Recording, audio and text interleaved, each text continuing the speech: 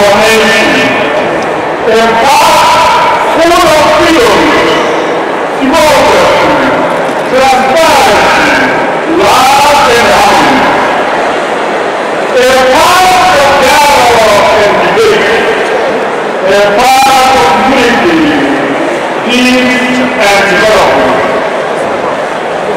Distinguished guests, brothers and friends, we have much anticipated 2018 Allied General Election in accordance with our laws and guided and informed by the fact 31 governing elections as well as take new declaration on critical governing democratic systems in Africa.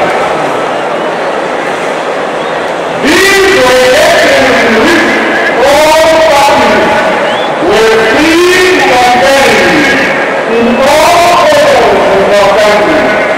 Elections in which competing ideas were discussed and debated freely and openly.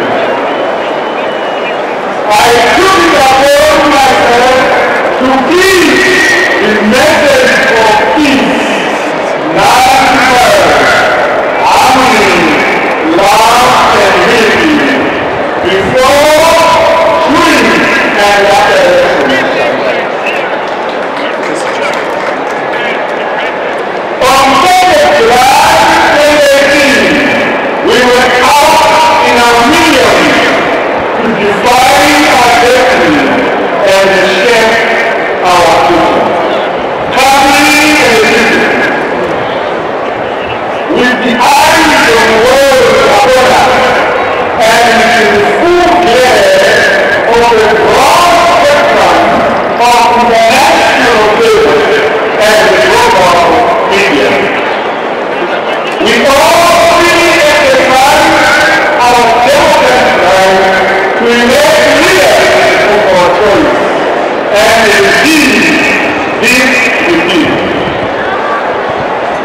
I wish to thank you, my fellow Zimbabweans, for having heeded my call for peace and for contributing towards the peaceful environment we are still enjoying these days.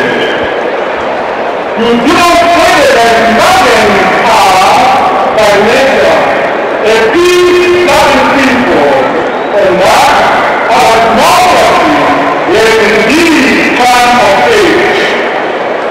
I commend you all for the wall of humanity you extended to our citizens and observers during this electoral period.